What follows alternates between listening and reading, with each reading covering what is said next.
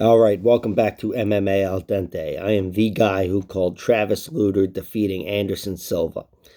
I'm here to talk about Derrick Lewis versus Sergey Spivak, main event of the evening. This is not the best fight for a main event right now, but it's still a damn good fight because it's guaranteed to end in a finish. That's my guarantee anyway. I'm thinking it's Spivak via TKO, Lewis via submission, Lewis via clean knockout. Uh, I suppose Spivak could win via submission as well, and that's pretty much where it ends. I'm not thinking anybody gets a decision. I'd be pleasantly surprised if Lewis got a submission, and from there, nothing's left but disqualifications and whatever. Anyway, Sergey Spivak is 15-3 overall. He is 6-3 in the UFC. His losses come to Tom Aspinall and Walt Harris, who knocked him out early in round one, and then Marcin Tybura, who out Spivak. Derrick Lewis, he's 26-10 overall. I don't know his overall record, but he's got 8 losses in the UFC, 7 of which come via TKO or KO, and 1 submission loss. And those TKOs are all standing TKOs, which is relevant when breaking down this fight. And the 1 submission comes to DC, which is also relevant when breaking down this fight, because the point I'm going to make here is that Derrick Lewis is deceptively good on the ground, or historically he has been. He's been good defensively, or, his survivability anyway. He's defensively open to things. He's been mounted plenty of times, and he's been taken down, of course, which is level 1 there to the ground fighting. And he's been worked over on the ground, no doubt about it, but he's survived. And he's prevailed in most of those ground fights. If you go back and watch his early UFC career, his first 5 victories are TKO victories on the ground. They're all ground and pound, and they're all fights. Maybe at least 3 of them, if not 5 of them, are fights in which he was taken down first. Not all of them, probably, but a good amount of them. He was taken down. Some of them he was even mounted. And Derrick Lewis, he survived. And once he had top control on either one of those guys, he was just too big, too strong, and too good, really, overall. Where, he even achieved full mount on a few of them and pounded them out. And that was all over lower level competition. Guto, Innocente, Damian Grabowski, Jack May, Ruan Potts. But then he got Victor Pesta as well. But then by the time he leveled up after fighting Roy Nelson, who had him mounted, and Derrick Lewis scratched and clawed for a really tight decision victory over a solid veteran, then he leveled up and took his first main event against Shamil Abdurakhimov. And that was, a slow-paced war, a shitty war, but still a very competitive fight. And Derrick Lewis was scratching and clawing again in that one. And in the end, his 4th round effort of taking Abdurakhimov down and mounting him is what got him the victory. He TKO'd him from the full mount. So I'm not saying that's a path to victory here, taking down Sergey Spivak, but I'm saying Sergey Spivak taking down Derrick Lewis might be inviting a fight he's not ready for. He's got to be able to control Derrick Lewis and fight a perfect fight, because no one wants to be underneath Derrick Lewis, especially when you're tired and you're a little discouraged from getting overzealous and losing position, which we've seen from Sergey Spivak, having a back and forth battle, which, again, against Alexei Olenek, it's fair to lose a bit of the grappling, but Olenek isn't some jiu-jitsu master. He's a guy that's not the best overall positionally as a grappler. And Sergey Spivak did out-grapple him, but I'm saying, nobody's defeated Derrick Lewis on the ground but Daniel Cormier. That fact remains. And in most of the ground battles Lewis has had, he's prevailed. Against Roy Nelson, he wasn't able to mount any significant offense on the ground because Roy's too sound jiu-jitsu-wise. But anybody that's got any sort of gap jiu-jitsu-wise and they're on their backs, Derrick Lewis can climb on top of them and never let them go.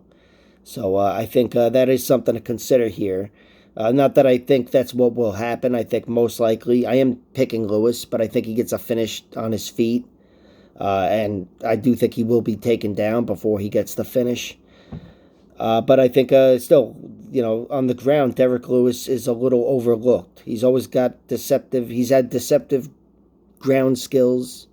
He's had deceptive cardio, as we've seen from him getting finishes late in, comeback victories against Marcin Tybura and Alexander Volkov.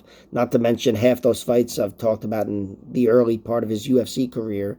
He had to struggle a little bit against guys that we've forgotten, like Ruan Potts and I don't fucking know, whoever else. But anyway, Lewis, he's got 7 TKO losses, and they're all to good fighters on the feet. They are to Sergey Pavlovich, Tai Tuivasa, Junior Dos Santos, Matt Mitrione.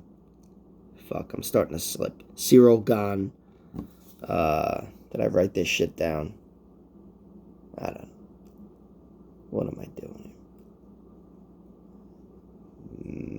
Mark Hunt. And then whatever. I'll just stop. But anyway, my point is very good competition. And I don't think Sergey Spivak has the concussive power to, take him out on the feet like those guys have. I just don't think so. And Derrick Lewis does always have that power, where we've seen it, again, in the last 10 seconds of a fight. He carries that power late, and I think he's always going to be a threat to Spivak. So Spivak, his real path to victory here is on the ground, and no one's beaten Lewis on the ground but Daniel Cormier. So I'm taking Derrick Lewis here. And also there was another point I wanted to make about Derrick Lewis. What the fuck was it?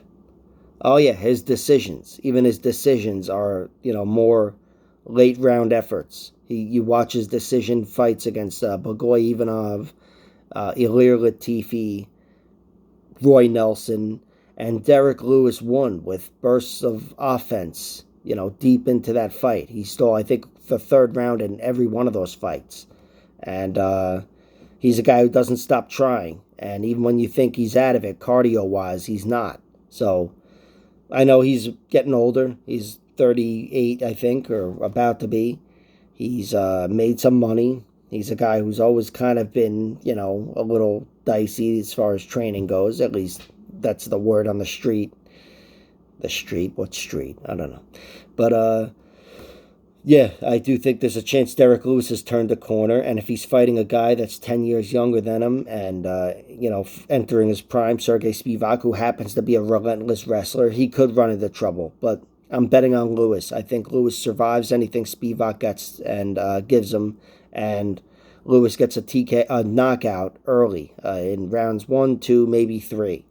I just think this is a good matchup for Derrick Lewis. Spivak doesn't have the concussive power to make him pay on the feet, and on the ground, it's not like he's not the strongest guy. He's big and strong, but his grappling isn't that great, and I think Derrick Lewis, you need to have that great grappling to hold him down and find any success on the ground.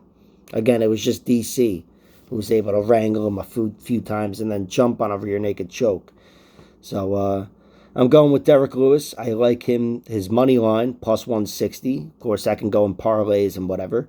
And I like his KO props in rounds 1, 2, and 3, plus 450, 650, and 850. I would be surprised if this fight went deep. And that 850 for round 3 is just really like a hedge on the first 2 rounds, because I think he gets it done in the first 2 rounds. This is a matter of power.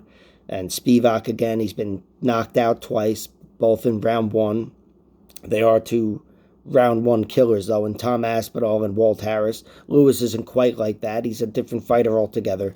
But still, when you're betting on the chin, generally speaking, it's going to come earlier than later. So I'm taking Derrick Lewis via knockout relatively early. All right, that's it for this video. Like, share, subscribe, all that horse shit, and check out my other videos.